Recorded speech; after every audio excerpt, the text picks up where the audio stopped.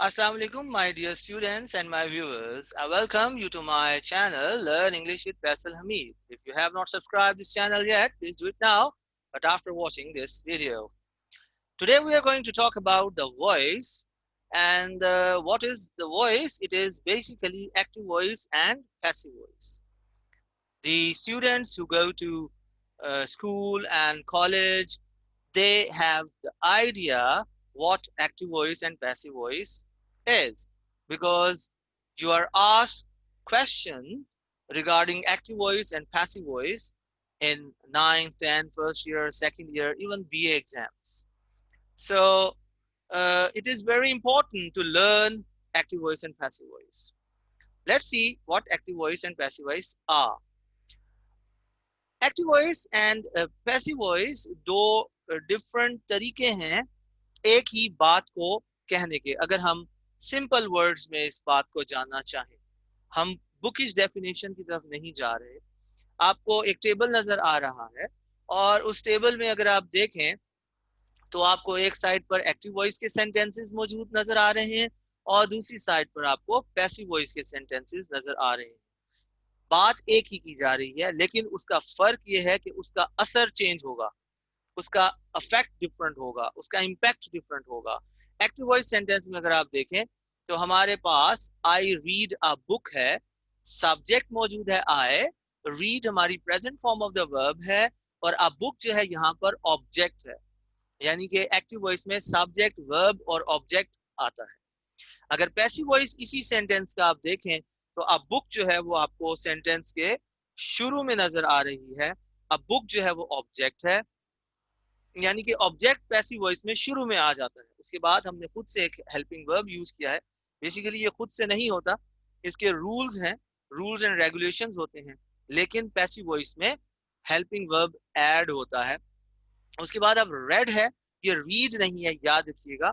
Read और red के spellings जो हैं वो सेम होते हैं, लेकिन उनको प्रोनाउंस डिफरेंट तरीके से किया जाता है। ये पास्ट पार्टिसिपल फॉर्म है। उसके बाद आप बाय लगाएंगे और उसके बाद मी आ रहा है। अगर आप देखें तो एक्टिव वॉइस के सेंटेंस में हमारे पास आए था तो वो चेंज हो गया मी में। एक्टिव वॉइस में वो शुरू में था और पैसिव वॉइस में वो आखिर में चला गया है। तो इसका मतलब ये हुआ कि पैसिव वॉइस में ऑब्जेक्ट पहले आएगा, फिर हेल्पिंग वर्ब आएगा, उसके बाद उसकी फॉर्म आएगी थर्ड फॉर्म वर्ब की, और उसके बाद बाय या ऑब्जेक्टिव केस, सब्जेक्ट को ऑब्जेक्टिव केस में हम चेंज कर दें। उसके बाद अगर एक्टिव वॉइस का दूसरा सेंटेंस हम देखें, I do not sing a song है, और I do not sing a song में आप देखें तो सब्जेक्ट, उसके बाद हेल्पिंग वर्ब, डू नॉट है और डू है, और उसके बाद नॉट आपका ऑब्वियसली ये एडवर्ब होता है, सिंग आपका वर्ब है और अ सॉन्ग जो है वो आपका ऑब्जेक्ट है। और पैसिव वॉइस में अगर आप चले जाएं तो पैसिव वॉइस में जो है आपका ऑब्जेक्ट शुरू में आ रहा है, उसके बाद आपने इज नॉट लगाया, संग आपकी third form past participle form आई, बाय लगाया और उसके बाद आपने वही सब्जेक्ट जो है, जो उसको आपने ऑब्जेक्टिव केस में चेंज किया। तीसरा सेंटेंस जो कि क्वेश्चन है, उसमें भी अगर आप देखें तो do I play hockey, question mark है, और उसके बाद अगर आप जाएं तो इज हॉकी प्लेड बाय मी है, और उसमें देखें कि हेल्पिंग वर्ब शुरू में आया। बेसिक स्ट्रक्चर वही है जो हमने टेंसेस में पढ़ा है। हॉकी आपका ऑब्जेक्ट था इसलिए वो शुरू में आ गया, प्लेड आपकी थर्ड फॉर्म है, वर्ब की थर्ड फॉर्म लगेगी यहाँ पर, पास्ट पार्टिसिपल फॉर्म लगेगी बाय, और उसके बाद सब्जेक्ट का ऑब्जेक्टिव केस आया और क्वेश्चन मार्क आपने यूज करना है। तो इस टेबल को देखने के बाद हमें एक चीज का अंदाजा हुआ कि एक्टिव वॉइस में सब्जेक्ट, वर्ब और ऑब्जेक्ट होता है, और पैसिव वॉइस में ऑब्जेक्ट आता है, फिर हेल्पिंग वर्ब आता है, फिर मेन वर्ब आता है और उसकी फॉर्म हमेशा थर्ड फॉर्म ही होती है, और फिर बाय लगाकर आप सब्जेक्ट का ऑब्जेक्टिव केस ले आते हैं। तो ये फर्क है एक्टिव वॉइस और पैसिव वॉइस में, लेकिन इसका इम्पैक्ट का फर्क भी है। आइए वो देखते हैं कि क्यों हम एक्टिव वॉइस यूज करते हैं और क्यों हम पैसिव वॉइस यूज करते हैं। इसकी तीन बेसिक रीजंस हैं where to use what. Active voice अगर इस टेबल में आप देखें तो when you want to make subject more important, जब आप अपने सब्जेक्ट को इंपॉर्टेंस देना चाहते हैं, उसको ज्यादा अहमियत देना चाहते हैं, जब उसको ज्यादा पावरफुल शो करना चाहते हैं, ज्यादा उसको वाजे तौर पर सामने दिखाना चाहते हैं, तो हम एक्टिव वॉइस यूज करेंगे। और उसके ऑपोजिट अगर हम पैसिव वॉइस उस वक्त यूज करेंगे जब हम अपने ऑब्जेक्ट को इंपॉर्टेंस देना चाहते हैं, जब हम ऑब्जेक्ट को सामने लाना चाहते हैं, तो तब हमने पैसिव वॉइस का इस्तेमाल करना है। याद रखिए, अगर आपने सब्जेक्ट को इंपॉर्टेंस देनी है तो एक्टिव वॉइस यूज करना है, अगर आपने ऑब्जेक्ट को इंपॉर्टेंस देनी है तो आपने पैसिव वॉइस यूज करना है। दूसरी बात आ गई वर्ब की। वर्ब भी डिग्रीज हैं वर्ब की, के वर्ब एक्टिव में अगर होगा तो वो ज्यादा पावरफुल होगा, वो ज्यादा इम्फेटिक होगा, वो ज्यादा स्ट्रॉन्ग होगा, वो ज्यादा कॉन्क्रीट होगा। और जब आपका वर्ब पैसिव वॉइस में चला जाता है तो उसकी ताकत में कमी आ जाती है, वो लेस इम्फेटिक होता है, वो कॉन्क्रीट नहीं होता। तो जब आप ज्यादा पावरफुल तरीके से बात करना चाहते हैं तो आप एक्टिव वॉइस यूज करेंगे, और जब आप इतनी कॉन्क्रीटनेस शो नहीं करना चाहते अपनी बात में तो आप बेहतर है कि आप पैसिव वॉइस की तरफ जाएं। तीसरी वजह जो है एक्टिव वॉइस यूज करने की, वो ये है कि हम जब ऑब्जेक्ट को इंपॉर्टेंस नहीं देना चाहते होते तो तब हम सब्जेक्ट को प्रोमिनेंट करते हैं और एक्टिव वॉइस यूज करते हैं। और उसके ऑपोजिट, जब हम सब्जेक्ट को इंपॉर्टेंस नहीं देना चाहते और ऑब्जेक्ट को इंपॉर्टेंस देना चाहते हैं तो फिर हम पैसिव वॉइस यूज करते हैं। उम्मीद है आपको ये बात समझ आई होगी। आगे चलते हैं। अब सवाल ये आता है कि भाई कैसे हम एक्टिव वॉइस से पैसिव वॉइस में सेंटेंसेस को चेंज करते हैं। सबसे पहला नुक्ता जो है वो आप उसको जहन में रखें कि आपने क्या करना है, आपने वर्ब को ढूंढना है। वर्ब कौन सा है? हमेशा याद रखिए एक्टिव वॉइस में वर्ब जो है, जो वर्ड एक्शन को शो कर रहा होगा वो आपका वर्ब होगा। जो वर्ब जो है दो काम करता है, एक्शन को भी शो करता है और स्टेट को भी शो करता है। लेकिन याद रखिए कि जो एक्टिव वॉइस के सेंटेंसेस हैं उनको पैसिव वॉइस में चेंज करने के लिए आपके पास ये जरूरी है कि आपका वर्ब जो है वो एक्शन को शो कर रहा हो, वो स्टेट को शो ना कर रहा हो। हमने यहाँ पर 5 जुमले डिस्कस किए हैं और उन 5 जुमलों में हम देखते हैं कि सबसे पहले हम वर्ब को देखें।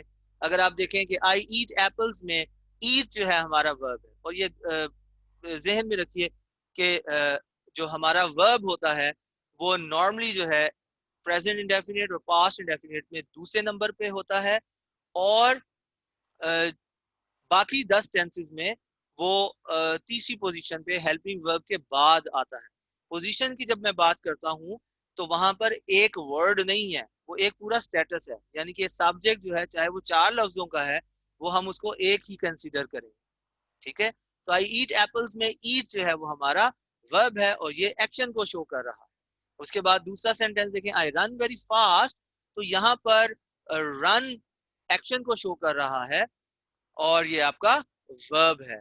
तीसरा अगर सेंटेंस देखें, ही इज इंटेलिजेंट, तो उसमें इज जो है हमारे पास वर्ब तो है लेकिन ये एक्शन को शो नहीं कर रहा बल्कि ये स्टेट को शो कर रहा है, ये हालत को शो कर रहा है, ये कंडीशन को शो कर रहा है, ये स्टेटस को शो कर रहा है। चौथा सेंटेंस अगर आप देखें, the verb the bridge is very old, तो इसमें भी आप देखें कि वर्ब इज है और ये स्टेट को शो कर रहा है, ये एक्शन को शो नहीं कर रहा। पांचवा अगर हम सेंटेंस देखें तो यहाँ पर हमारा वर्ब मेट है, I met my friends yesterday, तो उसमें भी आपका वर्ब मेट जो है अब एक्शन को शो कर रहा है। इन 5 जुमलों को डिस्कस करने का मतलब ये था कि आपको पता होना चाहिए कि वर्ब जो है वो एक्टिव वॉइस पैसिव वॉइस में बहुत इंपॉर्टेंट रोल प्ले करता है। अगर वो एक्शन को शो कर रहा है तो वो उसके चांसेस हैं कि वो पैसिव वॉइस में चेंज होगा। लेकिन अगर वो स्टेट को शो कर रहा है तो पहले ही स्टेप पर आप उस सेंटेंस को जीरो कर सकते हैं कि भाई इस सेंटेंस का पैसिव वॉइस जो है वो बन ही नहीं सकता, इस सेंटेंस का पैसिव वॉइस एक्टिव जो है वो पैसिव में चेंज नहीं होगा। उसके बाद अगले स्टेप पर जाकर आपने आगे देखना है कि क्या फिर भी इसका पैसिव वॉइस बनेगा या नहीं बनेगा। तो आइए आगे चलते हैं और देखते हैं। अब ये बात आपके लिए बहुत इंपॉर्टेंट है कि find whether the verb is transitive और नॉट। आपने वर्ब को ढूंढ लिया और आपने ये देख लिया कि वर्ब एक्शन को शो कर रहा है, लेकिन उसके बाद भी मसला मौजूद है। वर्ब ट्रांजिटिव होता है, इनट्रांजिटिव होता है या लिंकिंग होता है। तो यहां पर आपने देखना है कि आपका वर्ब क्या ट्रांजिटिव है या नहीं है। अगर आपका वर्ब ट्रांजिटिव है तो फिर आप उसको पैसिव वॉइस में चेंज कर सकते हैं।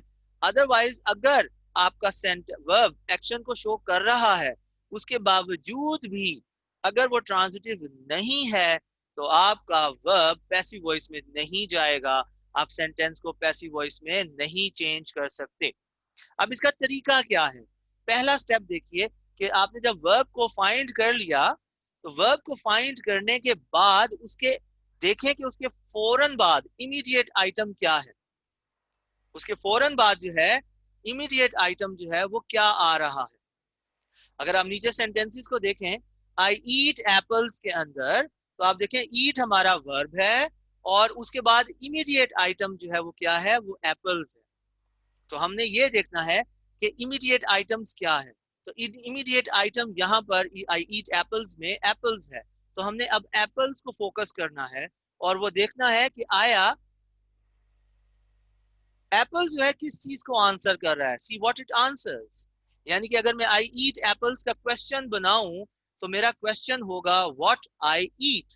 आई रिपीट, अगर मैं आई ईट एप्पल्स का क्वेश्चन बनाऊंगा, तो मेरा सवाल बनेगा व्हाट आई ईट। और एप्पल्स जो है वो बेसिकली किसका आंसर है, वो व्हाट का आंसर है। इट शुड आंसर व्हाट और whom। तो ये याद रखिए कि जो इमीडिएट आइटम है उसको ये व्हाट या whom को आंसर कर रहा होना चाहिए। यानी कि अगर आप जो इमीडिएट आइटम है उसकी जगह अगर आप व्हाट लगा लें या whom लगा लें, तो वो जो वर्ड है वो उस क्वेश्चन का आंसर बनना चाहिए। जैसे आई ईट एप्पल्स में मैं कहता हूँ व्हाट आई ईट, तो जवाब है एप्पल्स। तो एप्पल्स इमीडिएट आइटम है, तो इसका मतलब है ये किसका आंसर है, ये व्हाट का आंसर है। इसी तरह दूसरा सेंटेंस देखें, जबकि हमने कहा कि ये वर्ड के साथ साथ इसको whom को भी आंसर करना चाहिए, whom को भी कर सकता है। तो अब दूसरा सेंटेंस अगर देखें, I met my friends yesterday, met मेरे पास वर्ब है और उसके बाद माई फ्रेंड जो है मेरा इमीडिएट आइटम है, yesterday भी मौजूद है, लेकिन माई फ्रेंड्स एक आइटम है। माई अकेला नहीं हो सकता क्योंकि फ्रेंड्स की वजह से माई आ रहा है। तो माई फ्रेंड्स को अगर हम हटा के इसको अगर क्वेश्चन करना चाहें, तो हम कहेंगे whom I met। तो ये माई फ्रेंड्स आंसर है whom का। तो कोई भी इमीडिएट आइटम वर्ब के बाद आने वाला कोई भी इमीडिएट आइटम अगर व्हाट को आंसर करे या whom को आंसर करे, तो याद रखिए कि वो वर्ब ट्रांजिटिव होगा और उस वर्ब को आप एक्टिव से पैसिव में तब्दील कर सकते हैं।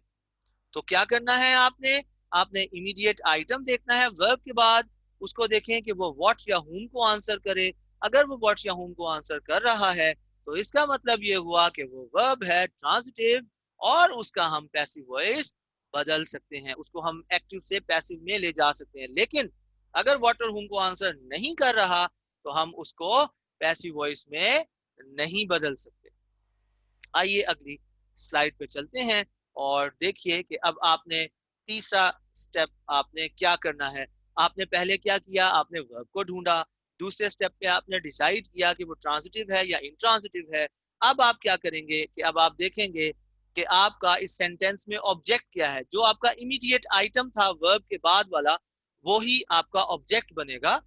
वो या तो प्रोनाउन होता है या वो नाउन होता है। क्योंकि वो नाउन जो है वो वही शक्ल रखता है, इसलिए हमने टेबल में नाउन का जिक्र नहीं किया, हमने सिर्फ पर्सनल प्रोनाउंस का ही जिक्र किया है। अगर आपका ऑब्जेक्टिव मी हो, तो आप उसको आई में चेंज करेंगे, अस को आप वी में चेंज करेंगे, यू आपका यू ही रहता है, हिम ही में चेंज होगा, हर को आप शी में चेंज कर देंगे, इट जो है वो इट ही रहेगा और देम को आप दे में चेंज कर देंगे। तो ये तीसरा स्टेप हुआ। अब हम चलते हैं चौथे स्टेप पे, जो सबसे इंपॉर्टेंट और क्रिटिकल स्टेप है कि आपने वर्ब के से पहले हेल्पिंग वर्ब को चूज करना है। हेल्पिंग वर्ब कैसे आएगा? नॉर्मली टीचर्स आपको टेंस वाइज समझाते हैं कि ये टेंस होगा तो इसको इसमें चेंज करेंगे, ये टेंस होगा तो इसका हेल्पिंग वर्ब ये हो जाएगा। तो मैंने इसको थोड़ा सा तब्दील किया है, मैंने इसकी जिस्ट निकाल ली है कि आपके पास 5 डिफरेंट ग्रुप्स कह सकते हैं, 5 डिफरेंट ग्रुप्स हैं आपके पास जो आपने हेल्पिंग वर्ब्स के मामले में याद रखते हैं। नंबर 1 ये है कि अगर आपके एक्टिव वॉइस में आपका वर्ब जो है वो प्रेजेंट फॉर्म में हो या विद या विदाउट एस हो प्रेजेंट फॉर्म के साथ, तो याद रखिए कि पैसिव वॉइस में आपने हेल्पिंग वर्ब जो है वो 3 होंगे, आर, इज या एम। यू, दे, वी के साथ आर, ही, शी, इट के साथ इज, आई के साथ एम। और दूसरे नंबर पर अगर आप चले जाएं, अगर आपके पास एक्टिव वॉइस के सेंटेंस में पास्ट फॉर्म हो या डिड के साथ प्रेजेंट फॉर्म मौजूद हो, तो उस स्ट्रक्चर में उस सेंटेंस को जब आप पैसिव वॉइस में लेके जाएंगे तो आपका हेल्पिंग वर्ब या वॉज होगा या वर होगा। और वॉज किसके साथ आता है, वर किसके साथ आता है, ये हम टेंसेस में बहुत ही तफसील के साथ देख चुके हैं और उम्मीद है कि आपको ये याद भी होंगे।